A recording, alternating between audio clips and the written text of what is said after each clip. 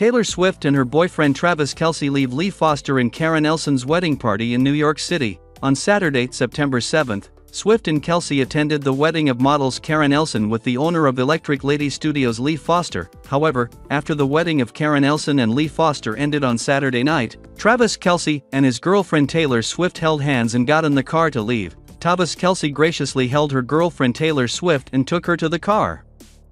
Kelce's sweet gesture made fans extremely loved him. At the wedding party of Lee Foster and Karen Elson, Swift and Kelce stolen the program from the time they arrived. Before that, Swift stands out in the midi Zimmerman Halliday skirt with a cut on the side and the romantic corset design at the back. Creamy skirts, floral motifs are suitable for her slender high heels, and she finishes her outfit with her typical red lips, while the NFL star looks soft in the black Vivienne Westwood outfit and strokes his hair back. Travis's black hair is meticulously gel into a stylish hair, and his classic mustache creates a classic charm for his appearance. And another impressive point of Kelce when he wears T&T bracelets when he is with his girlfriend Taylor Swift at the wedding of model Karen Elson. Fans are swooning over Taylor Swift and Travis Kelce's latest date night after the Kansas City Chiefs won their first game of the NFL season. The fan-favorite couple was spotted on a sweet outing in New York City on Friday, September 6. In a video posted to X by a fan, Kelce and Swift walked hand-in-hand into a pizza restaurant, Lucali, located in Brooklyn, New York. For the occasion, the Fortnite singer stunned in an all-black outfit, including a sheer top, with a bandeau underneath, shorts, and blazers. She paired the outfit with black, knee-high, heeled boots, a quilted matching handbag, and silver and gold necklaces. Meanwhile, the Chiefs tight end wore a nude sweater vest, black and gray striped pants, and black sneakers. He also had a black cap on, along with a gold watch and necklace. On X, fans have gushed over Kelce and Swift's, who've been dating since last year, appearance in New York City. Chiefs quarterback Patrick Mahomes shared the impact Taylor has had on the team. He said, "She's really interested in football. She asks a lot of great questions. She's already drawing up plays, so we might have to put one on." Kelce also appreciated his girlfriend's efforts of being open to learning more about sports earlier this week on The Rich Eisen Show. He said, "I know none of the plays have gotten to Coach Reid yet, but if they ever do, I'll make sure everyone knows it was her creation." The couple jetted out of Kansas City on Friday afternoon post their private party. The Kansas City Chiefs' 27-20 victory over the Baltimore Ravens set a new record as the most-watched NFL season opener. With 28.9 million viewers, this figure surpassed last year's opening game between the Chiefs and the Detroit Lions by 5%. At its peak, the game drew 33 million viewers, according to the network. The game itself was thrilling for several reasons. It was delayed due to a lightning storm that lit up the sky around Arrowhead Stadium, with the powerful strikes going viral on social media. Prior to kickoff, fans were treated to a spectacular flyover by the B-2 Spirit stealth bomber, which costs over $2 billion to build. This season opener also marked pop star Taylor Swift's appearance at Arrowhead, where she supported her boyfriend, Chiefs tight end Travis Kelce.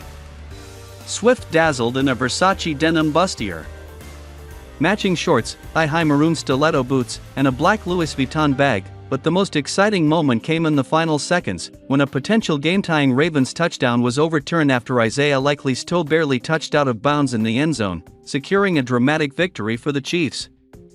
The Kansas City Chiefs opened their account in 2024 with a win over the Baltimore Ravens, and Patrick Mahomes now how close his team was to being on the other end of the result. The Kansas City Chiefs emerged victorious 27-20 at Arrowhead Stadium in their AFC Championship rematch with the Baltimore Ravens in a game that will be remembered for its final few plays, with Lamar Jackson driving down the field to tie the game in the fourth quarter. He missed a wide-open Zay Flowers in the end zone, which he later revealed wasn't meant for Zay. Then, a few plays later, as time expired, Lamar found Isaiah Likely for a touchdown, or so we thought, only for the second-year tight end to have the end of his toes on the back of the end zone line, which meant it was ruled incomplete. And Patrick Mahomes knew how close his team came to a potential loss, with Ravens head coach John Harbaugh signaling to go for two after Likely scored. "Obviously, it was nerve-wracking," Mahomes said via NBC. "It's a game of inches, that's what they say. That's a great football team, to come out and get a win at Arrowhead. It's a way to start off the season." The Chiefs have gotten off to a good start in their Super Bowl defense, and while most of the eyes go toward the final few plays, Kansas City's Xavier Worthy had a big say in the proceedings, too. The rookie had one rushing attempt for 21 yards and a touchdown while having 2 receptions for 47 yards and a touchdown, as his blazing speed was on show numerous times. Fifth-year defensive tackle Tershawn Wharton was dominant in the trenches. The stat sheet may only show that he had 3 total tackles, but Wharton was driving offensive linemen backwards and making quarterback Lamar Jackson uncomfortable all night. Brandon Thorne of Bleacher Report captured many of Wharton's highlights on X. Even when Baltimore double-teamed Wharton, he was still getting a great push, and it opened things up for other Chiefs pass rushers. He forced Jackson to throw multiple incompletions and take off running before he was ready. Wharton was also making plays at defensive end, showing some good speed and bend off the edge. Our Charles Goldman named Wharton as a player who could be a game-changer against the Ravens. And he nailed it on the head. Wharton's development is a big boost to KC's defensive line, which had depth concerns entering the season. Chiefs defensive line coach Joe Cullen stated that Wharton had a dominating training camp, which is translating to the field. Wharton signed a 1-year deal with the Chiefs during the offseason. He is now almost 2 years removed from an ACL injury that cost him the majority of the 2022 season. He looks much stronger and more explosive compared to last year and could be primed for his best season yet. Look for Wharton to become a bigger piece of KC's defensive line rotation in 2024. They were able to get the win 27-20 in a game that ended in nail-biting fashion, and it was a fantastic game to start the season. After the game, Chiefs head coach Andy Reid provided a very reassuring injury update.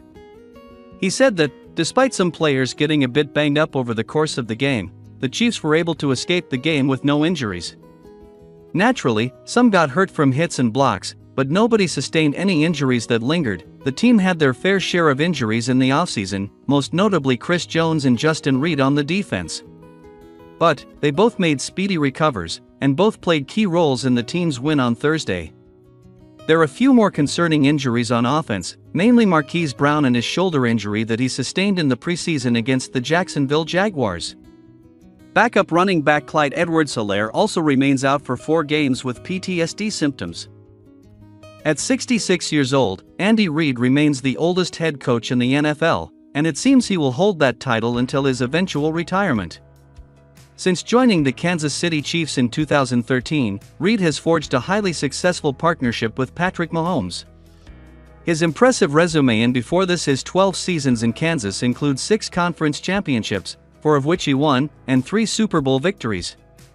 Reid is now in a position to become the first coach in NFL history to achieve a three-peat, a feat attempted by 7 coaches but never accomplished.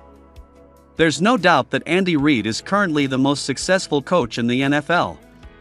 He is the only head coach in league history to record 100 wins with 2 different franchises. And his 259 regular season wins rank 4th in NFL history, while his 26 playoff victories are the second most. Much of his success can be attributed to Patrick Mahomes, much like Bill Belichick's reliance on Tom Brady. However, while Mahomes executes the plays, it's Reid who plans and strategizes each week. Reid often anticipates the outcome of a play well in advance, as demonstrated in the second touchdown by rookie Xavier Worthy. With the game 20-17 narrowly in favor of Reid and the Chiefs, Reid called an aggressive play against the Ravens, resulting in a touchdown. Reid's demeanor before the play suggested he knew Worthy would have a significant impact. Worthy's debut was remarkable, with 47 yards on 2 receptions and 2 touchdowns. Additionally, Rashee Rice, who set a record last year for the most postseason receptions by a rookie, 26, caught 7 passes for 103 yards. Rice appears poised to become the lead receiver in the Chiefs' aerial attack. The addition of Hollywood Brown will further strengthen the offense. Despite a subpar game with just 3 receptions for 34 yards, Travis Kelce remains a key asset and Mahomes' most reliable target. Mahomes also set a new milestone as the Chiefs' franchise leader in passing yards.